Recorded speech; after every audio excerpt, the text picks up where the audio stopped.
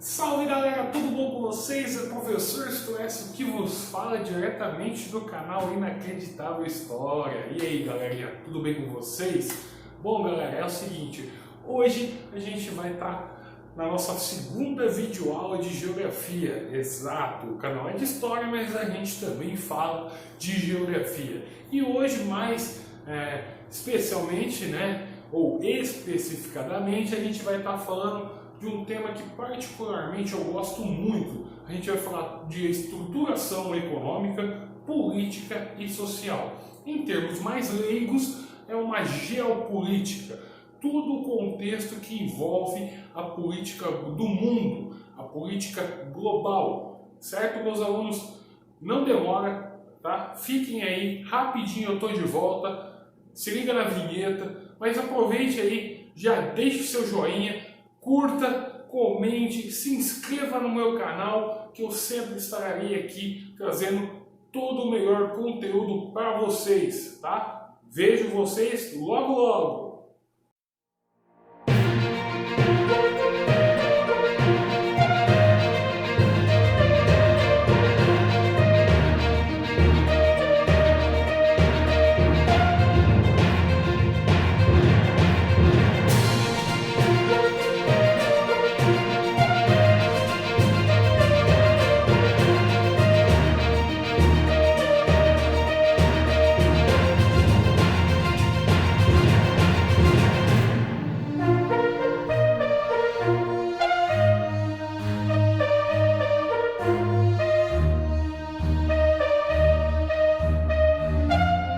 Salve galera, estamos de volta. É o seguinte, como eu falei para vocês na abertura do vídeo, a gente vai estar falando hoje sobre geografia, questão estrutural, econômica, política e social, ou, como eu gosto de dizer, geopolítica. Bom, o conteúdo que eu vou falar para vocês está na apostila, tá? Da página 18 à página 34. Então eu vou estar dando aquela pincelada, fazendo os comentários aí sobre o nosso tema da nossa aula de hoje, que ela vai contar com inúmeros assuntos. É muita coisa, tá, que a gente vai estar falando na nossa videoaula de hoje. Mas prestem bem atenção, hein?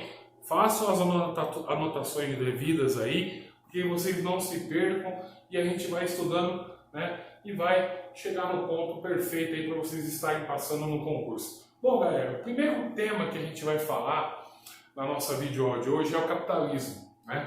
O que é o capitalismo?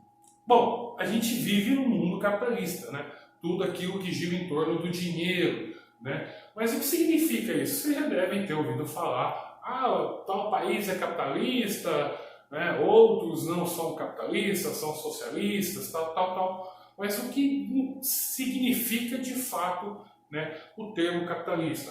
O termo capitalista, gente, é um sistema socioeconômico, em que todos os meios de produção giram em torno do dinheiro. Tá?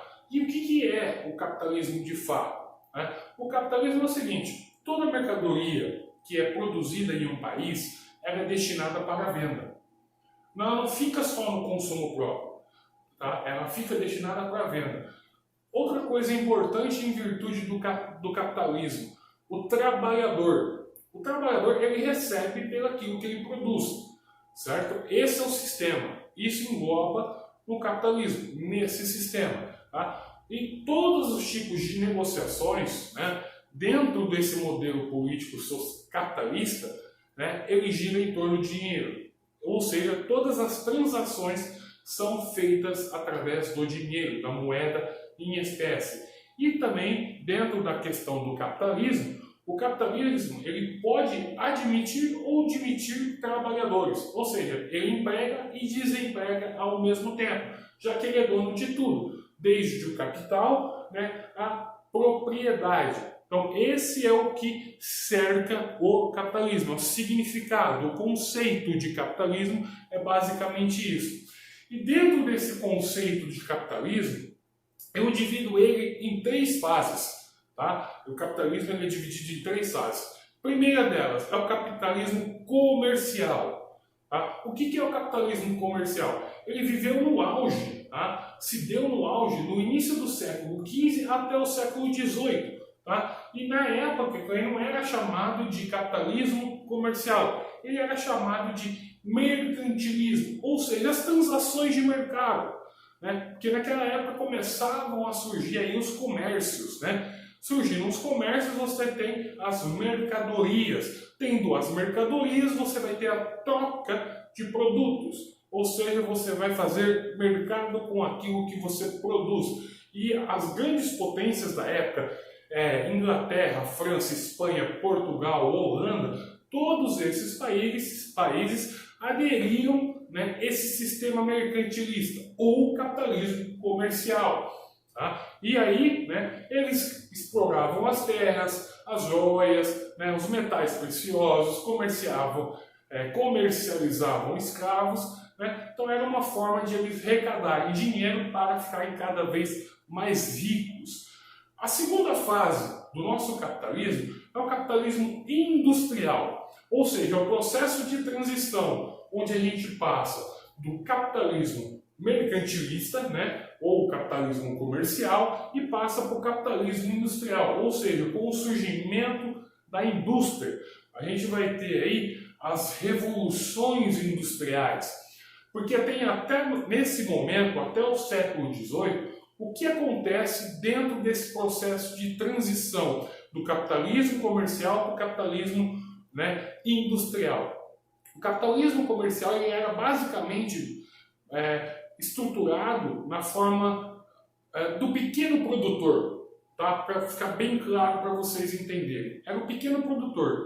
Eu produzo um pouquinho, vou lá, vendo, consigo meu dinheiro, né? A partir do momento que você tem essa transição, a partir do século XVIII, com a chegada das indústrias, né, você começa a ter a manufatura, ou seja, os produtos começaram a ser manufaturados, processados, industrializados.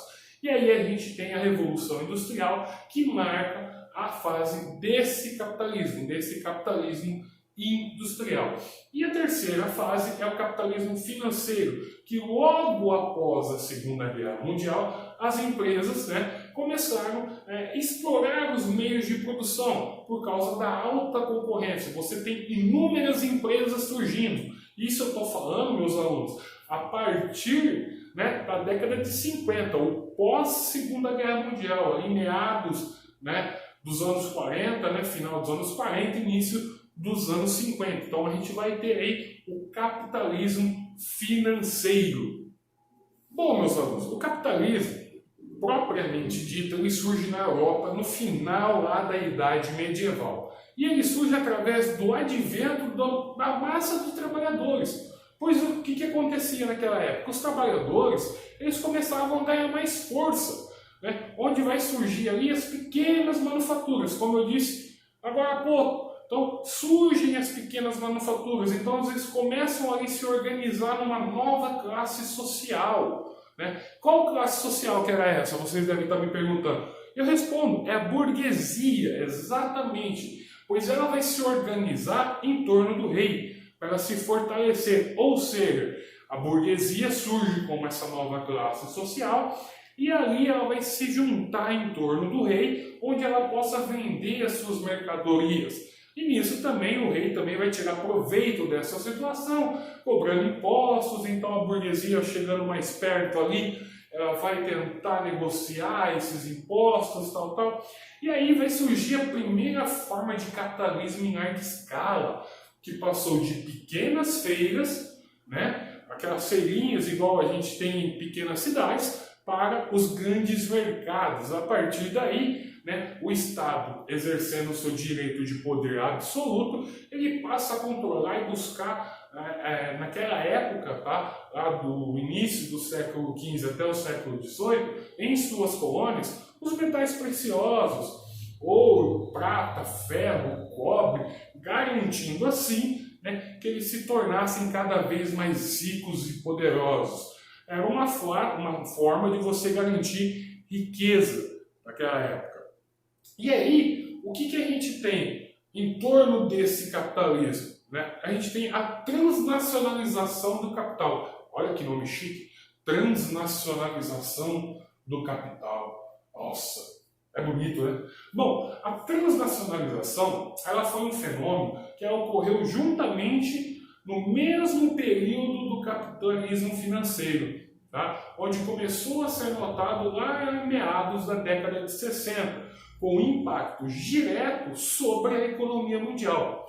Nesse período, as empresas multinacionais, não esqueçam esse nome, começaram a espalhar filiais por todo o planeta. Se a gente pegar no nosso mapa aqui, imagine que eu tenho uma filial, eu tenho uma empresa, eu tenho uma multinacional, eu tenho uma Ford aqui nos Estados Unidos. Então o que eu vou passar a fazer? Eu vou trazer essa empresa para outros países. Tá? Eu vou trazer essa empresa para o Brasil.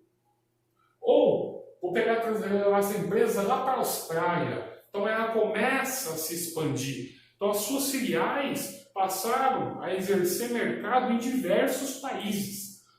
Começaram a fixar território em vários países. Em termos de valor, você tem um comércio mundial muito grande. Você explora tudo isso. Se vocês repararem nesse outro mapa aqui, é basicamente isso. Olha os mercados consumidores que a gente tem aqui. Os mercados potenciais. Você tem Estados Unidos, você tem China, você tem Índia, você tem o Brasil. Então isso se expansionou muito grande. Com isso, essa transnacionalização, ela separa fronteiras, ela ultrapassa barreiras. E essa produção alterou os padrões financeiros daquela época, fazendo com que os fluxos financeiros internacionais fossem maiores do que a inversão estrangeira no âmbito do comércio internacional.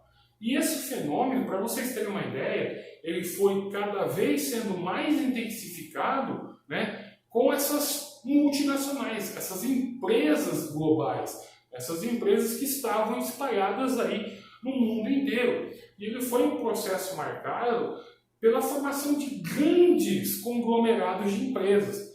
A gente vou citar alguns para vocês: Coca-Cola, Pepsi, IBM, Microsoft, Apple, todas essas empresas conglomeradas começaram a se espalhar pelo mundo e viraram potências. Me fala aqui, estou direto aqui com você, me fala.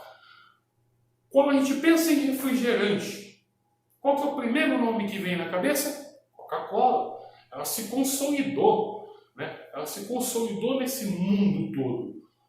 Então, começou a passar aí, usar estratégias de mercado, propaganda, mídia, tudo em função de você fortalecer a sua marca. Cada vez mais você estabelecer o seu nome no mercado. E só para vocês terem uma ideia, meus alunos, o faturamento dessas empresas chega a ultrapassar mais de 500 milhões de dólares. É muito dinheiro. E é muito dinheiro investido também. Tá? Então, essa transnacionalização do capital se deve a esse fator, dessas empresas multinacionais. Um outro fator também importante, meus alunos, é a organização da indústria, tá? Ou a economia industrial como um todo. Porque o que vai acontecer na organização industrial? É um campo da economia que você vai estudar as estruturas e os limites entre as empresas e o mercado. Por exemplo, vou tentar dar um exemplo aqui para vocês. A gente vai pegar, por exemplo, a indústria automobilística. A indústria poderosa. Então, eles fazem pesquisas de mercado, onde eles vão procurar atender um determinado público específico. A maioria do pessoal hoje quer um carro econômico. Então, eles vão desenvolver aquele carro voltado para aquele público. Lembrando que a gente tem várias opções nesse caso. Então, eles determinam dessa forma. Então, você vai organizar. É como se a gente fosse fazer um conceito administrativo, a organização de uma empresa. Como que ela vai funcionar? A questão dos custos, os preços, as intervenções que o governo vai exercer sobre essas empresas, às vezes criando barreiras comerciais. Se a gente pegar e fazer uma recapitulação de história que vocês vão ver hoje, a gente vai ter essa política intervencionista do Estado dentro das empresas também, porque são costurados acordos ali para favorecer certas empresas, né? E em seguida, a gente pode considerar essas empresas, elas estão organizadas e elas competem entre si. É muito comum a gente ver as empresas aí, se a gente pegar empresas de varejo, por dar um exemplo, Casas Bahia. Casas Bahia ela vai competir com Magazine Luiza, com Ponto Frio, essas grandes lojas varejistas, né? E ela não compete só também com as grandes, ela compete também com as pequenas, né? As regionais. Por exemplo, você tem as empresas que estão em âmbito nacional, se a gente pegar aqui no Brasil, o comércio varejista da Casas Bahia é um comércio gigantesco. Só que se você tem dentro do seu estado, você tem aquela marca que ela é mais forte. Vou dar um exemplo. Quando você tem aqui no estado de São Paulo, Casas Bahia, né, por ser Casas Bahia, mas ser aqui em São Paulo, é uma das maiores redes varejistas do Brasil. Só que em outros estados você tem outras forças. Você tem o Ricardo Eletro no estado de Minas Gerais, no Rio de Janeiro. Você tem lojas em Bahia, Espírito Santo. Então, são concorrências que essas empresas fazem entre si. Bom, meus alunos, é o seguinte. Dentro dessa concentração industrial, dessa organização, né, há outros tipos, né, que a gente cita, né, dentro de uma organização industrial. As empresas elas podem se unir de diferentes formas. Tá? Elas podem fazer fusões, elas podem fazer transações globais, né? Mas o termo que a gente usa na geografia é chamado de trust. Exatamente, trust. É uma expressão que significa confiança, ou seja, entre outras palavras, é uma forma praticada com o objetivo de dominar o mercado e você suprimir a concorrência. Ou seja, vou dar um exemplo, né? Você pega aí a Coca-Cola. Né? A Coca-Cola, o que ela faz? Uma forma de ela tentar suprimir a concorrência, né? Ela compra pequenas empresas. Por exemplo, Suco Del Valle. Suco Del Valle não era da Coca-Cola, era uma empresa independente. O que a Coca-Cola fez? Ela foi lá, comprou a marca Del Valle e ela passa a ser detentora dessa marca também. Vocês, não sei se vocês conhecem, um Guaraná chamado Guaraná Jesus. É sério, existe um Guaraná chamado Jesus. Pensa num refrigerante ruim, mas existe. Eu já tomei, eu particularmente achei horrível, mas existe. Só que aqui no Brasil, principalmente no Norte e no Nordeste, é um dos que mais vendem. O que a Coca-Cola fez? Foi lá e comprou. Agora o Guaraná Jesus é de propriedade da Coca-Cola. Basicamente isso. É como se a gente fosse pegar no nosso interior aqui e a Coca-Cola quisesse comprar a Cutuba, né? A marca Cutuba. Só que a marca Cutuba, e já teve tentativa, viu, meus alunos? Eles já tentaram, só que a marca Arco-Íris, né? A empresa Arco-Íris que faz o refrigerante Cutuba, não vendeu. Para vocês terem uma ideia, a Coca-Cola nos últimos anos ela já foi dominante, o auge. Só que aí foram surgindo pequenas empresas regionais de refrigerantes. Se a gente pegar quem mora em São Paulo, eles não conhecem a marca Cutuba, o refrigerante Arco-Íris. Quando eles vêm para o interior, para o nosso interior, experimentam a Cutuba, eles ficam maravilhados. Nossa, mas como que lá em São Paulo não tem isso? Então eles pegam, saem, compram aqui e levam de balde para lá, né? Para terem lá. Então a Coca-Cola vê essa forma, esse tipo de trust, né? Trust, meu inglês não é muito bom, mas esse trust, né? Como uma forma de você eliminar a concorrência, né? Outro tipo de concentração industrial são as holdings, que elas são sociedades financeiras que investem em indústrias, numa forma, né, de você dominar uma parcela importante das ações. Dessa forma, ela pode aí controlar as tomadas de decisões de algumas dessas empresas. E uma outra prática muito conhecida dentro, né, desse intercâmbio industrial, dessa concentração industrial, são os cartéis. Com certeza vocês já ouviram falar desse termo cartéis. Ele é praticamente exercido na política de preço, né, onde você determina o preço de um determinado produto. Exemplo bem claro de cartel: combustível. Se vocês verem aqui pela nossa região, vocês veem que os preços dos combustíveis ficam ali alternando. Por exemplo, o preço do etanol. Tem posto de gasolina que você tem, posto de gasolina não, posto de combustível, que você tem o preço do etanol a R$ 2,49, um a R$ 2,47, outro a R$ 2,55. Então fica essa alternância, isso se chama cartel. E essa prática exercida é uma prática ilegal, é uma prática proibida. Só, né, que infelizmente isso é praticado até hoje numa forma de você fixar o preço, né? Ou seja, aquele cara que tem um postinho de gasolina lá nos cafundós do Judas, ele infelizmente ele tem que ceder a esse cartel de você pegar as grandes, né, ou os grandes postos de combustíveis, como as redes de combustível, né? Porque essas redes elas conseguem aí alternar a questão do preço do combustível, ou seja, quanto mais eles produzem, mais eles conseguem abaixar, né? Você pegar uma Petrobras da vida, uma Ipiranga, uma Shell, contra aquele tiozinho que só tem um postinho lá, fica muito complicado.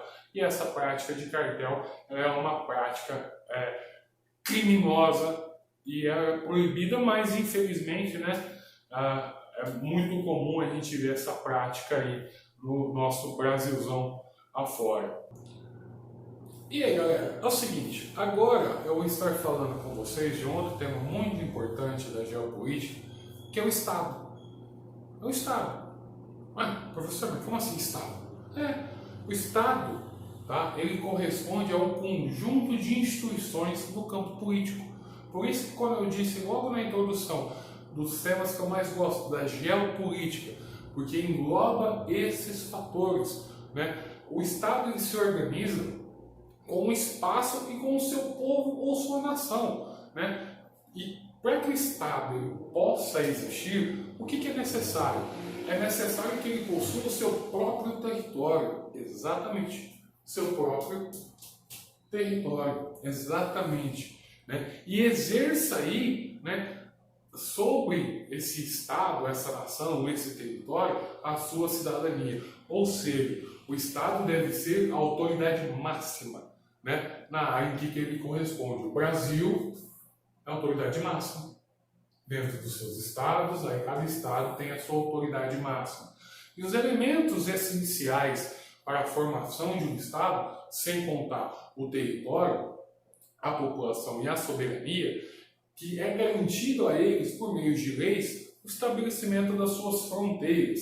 Assim, o que acontece? Ele representa tudo, né, que é público dentro de um país, incluindo uma série de instituições públicas e privadas, escolas, hospitais, forças armadas, a prisão, polícia, órgãos de fiscalização, empresas estatais, entre outros. Tá? Então isso é o que determina o que é o Estado. Tá? É isso que determina a formação de um Estado como um país, exatamente. E dentro desse Estado, dentro desse país, dessa nação, o que a gente tem?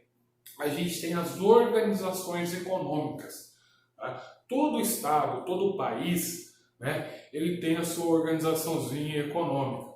Mas em se tratando, né, do comércio internacional, né, essas organizações econômicas elas surgiram logo após a Segunda Guerra Mundial, né, o pós-guerra. Né, porque o que acontece naquela época?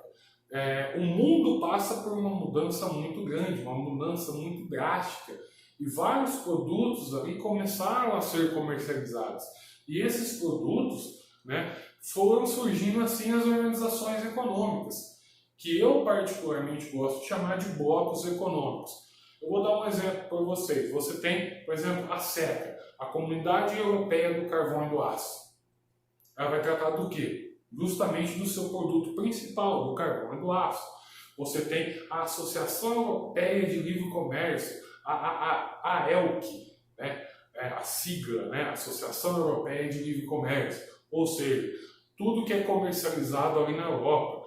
Você tem também a Comunidade Econômica Europeia, a CEE, né? Ou seja, tudo que envolve as atividades econômicas ali da Europa, né? Então vai estar formando, né? Vai estar dentro dessa organização econômica. Você tem a GATT, que é um acordo geral entre as tarifas alfandegárias, né, dos comércios. Ou seja, você eliminar, é uma forma de você eliminar as tarifas, os impostos que foram atribuídos pela OMC, Organização Mundial do Comércio. Então, é uma forma de você proteger ali, né, essas tarifas ali em torno do seu produto. E você também teve a UNCTAD, que foi uma conferência das Nações Unidas sobre o comércio e desenvolvimento. E essas organizações econômicas, elas são muito importantes, meus alunos, para o andamento do comércio, né, no mundo. Temos outras, né? Eu acabei de falar para vocês da OMC, a Organização Mundial do Comércio. Você tem a ALAD, que é a Associação Latino-Americana de Integração. Você tem a Organização para o Comércio e Desenvolvimento Econômico, a OCDE. Você tem a CEI, Comunidade dos Estados Independentes, né, dentro das organizações econômicas.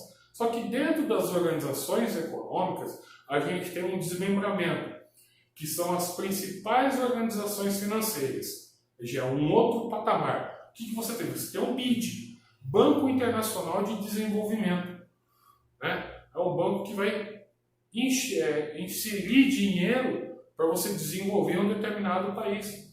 Você tem também o BIRD. Tem BID, que é Banco Internacional de Desenvolvimento, e tem o BIRD, que é o Banco Internacional para Reestruturação e Desenvolvimento. Olha a diferença, BID e BIRD, né? Banco Internacional para Reestruturação e Desenvolvimento e Banco Internacional de Desenvolvimento. E a gente tem o famoso, né, o FMI, que é o Fundo Monetário Internacional. E dentro, né, desse Fundo Monetário Internacional é o que ele vai emprestar dinheiro a países, por exemplo, como o Brasil, países, né, que a gente considera em desenvolvimento, ou alguns outros falam em países de segundo mundo. Eu particularmente gosto de falar de países em desenvolvimento, que tem um grande potencial para se tornar um país aí de primeiro mundo. E dentro das organizações econômicas, dentro das políticas de organizações financeiras, a gente também tem as principais organizações militares, ou seja, que vai garantir a segurança, né, dos nossos estados. Um exemplo é a OTAN, a Organização do Tratado do Atlântico Norte. Você tem também Pacto de Varsóvia, que foi um tratado de assistência mútua da Europa Ocidental. E você tem entre outros aí, né? Só que ao longo da história, né, teve e houve a necessidade de a gente passar por isso, né? Consequentemente, qual que é o tema que eu trago para vocês agora? O crescimento populacional. O crescimento populacional nos últimos anos foi aumentando cada vez mais. Por quê? A Terra, né, para o nosso planeta Terra, ele foi passando por modificações. Ou seja, ao longo dos anos, né, a população ela foi crescendo demasiadamente. Desse modo, é possível perceber, né, em períodos da história nos quais os números de habitantes eram bem modestos, né? Vou dar um exemplo. Você pegar a cidade de São Paulo no início do século passado, né, nos anos 1900, 1910, 1920, a cidade de São Paulo era praticamente uma vila.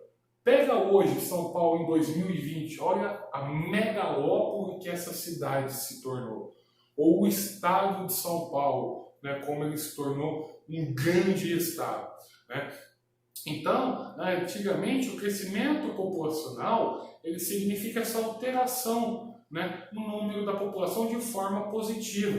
Se vocês repararem aqui, ó, eu vou até pegar para vocês, para mostrar para vocês aqui, ó, esse aqui é o novo mundo, tá? Esse aqui, ó, como que o mundo é hoje, né? Isso retrata muito bem a questão do crescimento populacional. Olha o tamanho da China, gente. Olha o tamanho da China. Mais de 1 bilhão de habitantes. 1 bilhão e 400 milhões de habitantes. É muita gente, galerinha. É muita gente nesse país, né? Aí você tem a Índia, você tem os Estados Unidos, você tem o Brasil, né? E esse crescimento populacional, ele ocorreu ao longo dos anos. Às vezes num ritmo até compassado. 2 vezes ou várias vezes muito mais rápido do que a gente esperava, né?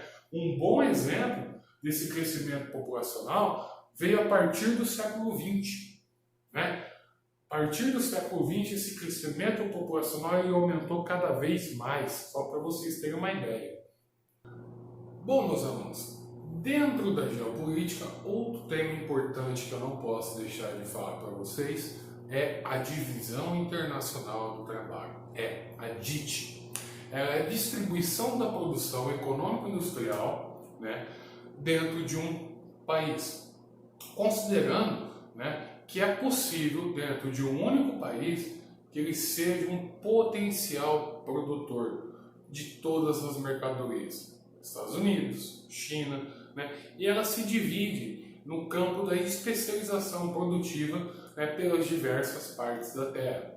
E a DIT, para vocês terem uma ideia, ela passou por algumas fases que obedecem aí a dinâmica econômica, né, da política e do período histórico em que elas existiram.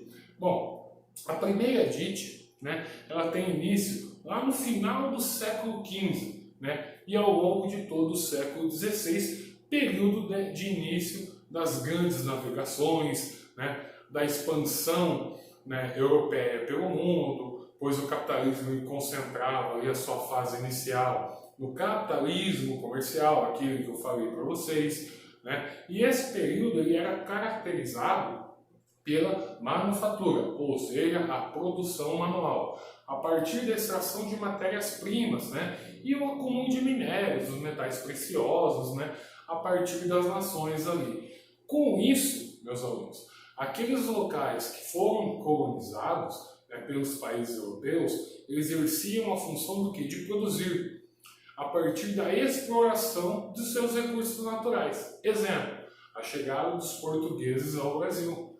O que os portugueses iriam fazer com o Brasil? Vão extrair de tudo, né, de recurso natural que a gente tinha aqui naquela época, né? Naquela época, o que a gente tinha aqui era o pau-brasil. Então vamos extrair o pau-brasil, vamos mandar para Portugal, né? E lá a gente vai manufaturar esse produto, a gente vai comercializar esse produto, né? Então o Brasil, né, essa é a relação de exemplo que eu cito para vocês em relação, né, Portugal e Brasil. Aí a gente vai ter, meus alunos, a segunda divisão internacional do trabalho, que ela ocorre a partir do século XVI, mas principalmente a partir do século XVII, pois ela sofreu poucas alterações, poucas modificações, né? Por quê? Durante esse período aí do século XVII, a gente vai ter a primeira e a segunda revolução industrial, né? O processo de revolução industrial, basicamente, ela começa com a indústria de manufatura, né? Ou seja, vamos pegar uma indústria de tecido. Como que era feito o algodão naquela época, assim, camisas, né? Era aquele famoso e velho tear, né? Aí ela tem o processo da segunda revolução industrial. E o que essa segunda revolução traz? Ela traz as máquinas, as grandes máquinas, ou seja, ela não tem mais a necessidade do trabalho humano, do trabalho manual, que era o que era considerado na manufatura, né? Então, as colônias e os países subdesenvolvidos, eles passaram a fornecer também os produtos agrícolas, assim como vários tipos de minérios, né, e especiarias. Nesse período, por exemplo, o Brasil se viu marcado pela monocultura, ou seja, a cultura da cana-de-açúcar, né, lá no século XVI e posteriormente, né, lá para o século XVII, a extração do ouro. E também a gente tem a terceira divisão internacional do trabalho, ou a nova DIT, que a partir do século XX, com essa nova revolução, ao mesmo tempo em que a gente tem a primeira e segunda revolução industrial, né? A gente tem a primeira divisão internacional do trabalho, segunda divisão internacional de trabalho e terceira divisão internacional do trabalho. A gente vai ter a primeira revolução industrial, segunda revolução industrial e a terceira revolução industrial. A terceira revolução industrial é que a gente está vivendo no momento, né? Nesse momento a partir do século XX, né? Essa revolução técnico-científica, né? Ou seja, a era da informação, né? E ela se torna a partir disso, né? Essa nova DIT ou a terceira DIT, a partir desse capitalismo financeiro. Em termos mais leigos, é a expansão das multinacionais pelo mundo, né? Isso acarretou numa nova ordem da divisão internacional do trabalho, né? Ou seja, você tem novos meios de produção, novas formas de você produzir a sua matéria-prima. E nesse período, os países subdesenvolvidos, eles também buscavam realizar os seus processos de industrialização. Só que, diferentemente da industrialização dos países de primeiro mundo, os países de segundo mundo, ou os países subdesenvolvidos, essa revolução ela foi meio tardia, pois o quê? Pois houve, né, a abertura do mercado financeiro, ou seja, a chegada das grandes indústrias, das grandes multinacionais nesses países, né, menores, de menor expressão, né? Vou dar um exemplo, Estados Unidos e Brasil. Não é que o Brasil seja um país de menor expressão, mas ele é um país tecnologicamente inferior aos Estados Unidos. Os Estados Unidos está num patamar, o Brasil está em outro. Então o Brasil necessita desse aporte de um país mais industrializado para que ele possa também conseguir aí, né, se desenvolver. Além disso, né, a gente assistiu aí ao longo da história, né, uma segmentação do mercado, né? Porque você precisava buscar isenções de impostos, você buscava rápido acesso às matérias-primas nos países subdesenvolvidos. Então, as empresas multinacionais elas distribuíam o seu processo produtivo ao longo do mundo. Se você pegar uma grande montadora automobilística, vou dar o exemplo da Ford. A Ford ela vai terceirizar, né, certas produções. Por exemplo, no Brasil, você vai ficar com a parte de carroceria. No México, a parte mecânica. Né? Na Argentina, você vai fabricar os motores. Então, nesse contexto geral, né, você denomina a terceirização de certos setores. Por exemplo, os celulares de hoje em dia, por exemplo, não sei, mas quem tem um iPhone da vida aí, você acha que o iPhone da vida ele é produzido 100% nos Estados Unidos, devido ao seu custo de produção por ser mais elevado dentro dos Estados Unidos? Claro que não, meus amigos. O que a empresa vai fazer? O que a Apple vai fazer para tentar baratear? Ela vai buscar outras formas de produzir o seu produto com qualidade, onde ela gaste menos, né? Onde ela tem um custo menor de produção para que ela possa obter um maior lucro. Grande parte dos celulares hoje é fabricado na China. O meu, o de vocês, ele é fabricado na China. Por quê? Lá a mão de obra é barata. Né? Quando você tem uma mão de obra barata, as empresas elas terceirizam nesse processo. Né? E vale ressaltar que a produção industrial ela continua sendo realizada majoritariamente pelos países desenvolvidos. Majoritariamente, não quer dizer que fica 100% lá. Né? Ela ainda depende né, desses outros países. Apenas o local de produção é o que mudou. Por exemplo, a Apple, ela é uma empresa norte-americana, só que ela vai lá e monta uma filial lá na China para produzir os componentes do seu celular, onde ela vai conseguir baratear o preço do seu produto. Então isso é o que acontece, né, em meio a essa revolução industrial, essa divisão internacional do trabalho. Bom, galera, é o seguinte, eu falei com vocês agora, né, muitas coisas, né, revolução industrial, né, organizações financeiras, o papel do Estado, tal, mas tudo isso que eu falei para vocês, né, ocorreu justamente por causa de uma coisa. um negócio que a gente considera, nós aí, historiadores ou professores da área, né, como um período da história muito longo, tá? Que foi a Guerra Fria. A Guerra Fria, para vocês terem uma ideia, ela teve início logo após a Segunda Guerra Mundial. Ou seja, você tem ali, né, a polarização de dois países. Dois países se destacam, né, nesse meio, desse mundo que a gente vive hoje. Isso eu estou falando no período da Guerra Fria. O que acontece? A Guerra Fria, ela faz surgir novas potências mundiais. Tá? De um lado, você tem, né, os Estados Unidos pregando o capitalismo, né, ou seja, tudo que gira em torno do dinheiro, as transações financeiras, as transações comerciais, e de um outro lado a gente vai ter a União das Repúblicas Socialistas Soviéticas, a URSS. Ela vai pregar o socialismo, ou seja, a forma de você viver numa sociedade coletiva, né? Ou seja, você tem de um lado um país que visa o lucro, que é os Estados Unidos, uma potência, né, que é os Estados Unidos, que ele vai visar o lucro, e do outro lado você vai ter, né, a URSS, a União Soviética, visando o bem-estar da sociedade, o bem-estar coletivo da sociedade.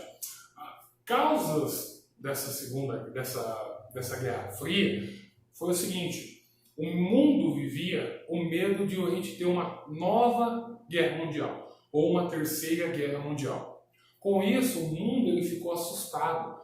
Por isso que tem esse nome Guerra Fria. Porque ela não foi uma guerra de fato, né, de confrontos paramilitares. Ela foi uma guerra de ameaças. Né? Os Estados Unidos ameaçava de um lado, a União Soviética ia lá e ameaçava de outro. Ou seja, o contexto disso tudo baseava no quê? Na guerra entre o capitalismo, sistema político e econômico, e o socialismo, também sistema político e econômico. O que o socialismo ele buscava? Ele buscava o bem-estar coletivo, né? Ou seja, buscava ali uma economia planificada, né? Onde todas as pessoas teriam direito à saúde, à educação, tudo isso de forma, né, que seja qualitativa, ou seja, de qualidade para a população. Só que, em contrapartida, o capitalismo, como ele visa o lucro, automaticamente ele tem os seus defeitos e suas qualidades. Não tem um sistema perfeito. Né? Não existe um sistema que seja 100% eficaz. Todos têm as suas falhas. No capitalismo, como eu citei agora para vocês, a empresa ela detém o poder do quê? De empregar funcionário, mandar embora. Com isso, você tem o quê? O aumento do desemprego. Porque só trabalha numa empresa quem é realmente capaz. O socialismo ele pregava a igualdade das classes sociais. Se você pegar o mundo capitalista hoje, ele é dividido em classe social, A, B, C, D e E. No socialismo ele não é dividido dessa forma. Ele é dividido de forma planificada, ou seja, todos numa sociedade têm os mesmos direitos. Né? Todos ali têm o direito a uma educação de qualidade, uma saúde de qualidade, segurança, né? Tudo isso distribuído de forma igualitária. Só que, não deu muito certo. Então a Guerra Fria, né, ela foi um período da história que durou, né, vamos colocar logo após a Segunda Guerra Mundial, que termina em 1945, mas ela vai ter o seu auge, ou o seu ápice, na década de 60. Né? Dentro do contexto de Guerra Fria, depois eu deixo aqui, né, o link no final do vídeo para vocês verem uma videoaula que eu falo só sobre a Guerra Fria. Vou deixar aqui no e-card aqui embaixo para vocês verem. Acho que vai estar aqui nesse cantinho, né? Vai estar aqui no e-card a videoaula que eu falo sobre a Guerra Fria, especialmente como ela se tratou, né? Como ocorreu de fato a Guerra Fria. Só que ela termina, né, em 1989, né, com a separação da Alemanha, né, porque o pós-guerra, o pós-Segunda Guerra Mundial, dividiu a Alemanha em duas, a Alemanha Oriental e a Alemanha ocidental, né? Ou seja, uma parte da Alemanha ela ficou capitalista, a outra parte da Alemanha ela ficou socialista, ficou sobre esses dois regimes. Ela ficou dividida por um muro, vocês conhecem, né? O famoso Muro de Berlim. Então, né, as pessoas ali ficaram divididas, né, através de um muro que foi construído através de todo o espaço territorial da Alemanha, né, e esse sistema socialista ele cai por terra justamente com a queda do Muro de Berlim. Aí a gente terá no final da década de 80, início da década de 90, né, a unificação da Alemanha novamente, né. Outra coisa importante é que depois desse processo, né, do fim da Guerra Fria, aí a gente tem, né, uma nova ordem mundial, a gente tem uma nova política, digamos assim. Ou seja, surge, né, nessa nova ordem mundial, nessa nova geopolítica mundial, né, a questão da multipolaridade, né, assim, sob um ponto de vista em que agora a única expressão, né, utilizada é essa, é a multipolaridade, ou seja, né, os países de forma geral estão aí competindo entre si, né, e a gente pode dividir ela por etapas. Por exemplo, a primeira pode ser designada a unipolaridade, do ponto de vista militar, ou seja, só os Estados Unidos se tornam um país soberano, ou seja, ninguém ameaça o tio Sam, né? Eles se tornam soberanos. A segunda expressão que a gente pode utilizar é a própria multipolaridade. O que é uma multipolaridade? São vários. Multi, né? São vários. Que após até o término da Guerra Fria, né, o poderio militar desses países não era mais o critério principal a ser estabelecido, né, para determinar o país como uma potência mundial. Neste plano, novas frentes, né, começam a surgir e começam a rivalizar com os Estados Unidos. Por exemplo, o Japão, a Europa como um todo, a China em um outro momento, a partir, né, dos anos 2000, a partir do século XXI, começa a rivalizar, mas não numa questão militar, mas numa questão econômica. E por fim a gente tem uma unimultipolaridade, né? Essa expressão ela é utilizada para designar o duplo caráter do poder de um país global, ou seja, uni, né, para designar a questão da militarização, né, do poder, a supremacia, né, de um Estado como supremacia militar e política, a exemplo dos Estados Unidos, multi, para você designar os múltiplos centros de poder econômico. Por exemplo, os Estados Unidos. Os Estados Unidos ele é uma unimultipolaridade, né? Porque ela é uma potência política, né, e potência militar, ao mesmo tempo, né, ela é uma grande potência econômica. Então você determina os Estados Unidos nessa unimultipolaridade. Você tem países como multipolar, como o Brasil, como países da Europa, a China ali na Ásia, e assim delimitadamente, né, dentro aí do seu pequeno território. Um outro conceito bastante explorado dessa nova geopolítica, dessa nova ordem mundial, é a questão da globalização.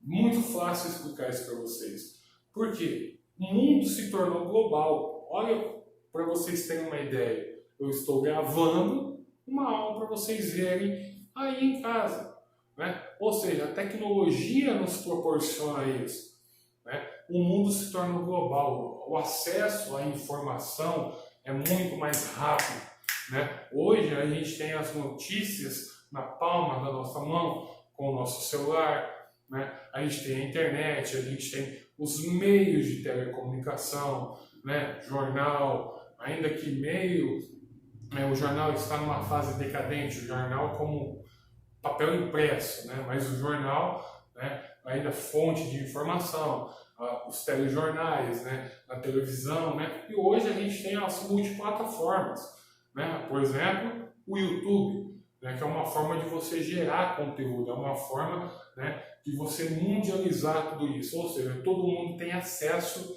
às informações, né? A globalização nos permitiu estar mais perto, estar mais conectados, né? Então o mundo se tornou global. Tudo hoje é processo tecnológico. É muito mais fácil a gente estar próximos um do outro. Então globalização é esse termo, né? E ele vai muito além, ele pega desde a área da comunicação até os sistemas de transporte. Tudo é global hoje em dia. Tudo é global, né? E esse é o termo que a gente caracteriza a globalização. E esse termo ele até relativamente é bastante novo, ele surge a partir ali da década de 80, onde o mundo, né, ele se torna global. As informações passam a vir mais rápido, as informações chegam mais rápidas através de nós, né? Então hoje a gente vive num mundo onde a gente tem uma nova ordem mundial, um novo sistema econômico, né? Num mundo globalizado, num mundo onde as informações elas estão aqui presentes, né? Onde elas estão aqui em tempo real. Tá? Fala aí, galerinha, é o seguinte, terminou agora a nossa segunda videoaula de hoje, né? A gente falou aí sobre bastante coisa, né? Sobre essa geopolítica, globalização, revolução industrial, economia, né? Guerra Fria, a gente falou sobre bastante coisa. Tá? Então eu peço agora a vocês, né, que vocês curtam esse vídeo, que vocês comentem, se inscreva aqui no meu canal, no Inacreditável História, hoje falando de geografia, né? Mas tamo junto, tá? Desejo aí vocês bons estudos, né? E logo mais eu estarei trazendo mais vídeos para vocês. Um forte abraço e até lá!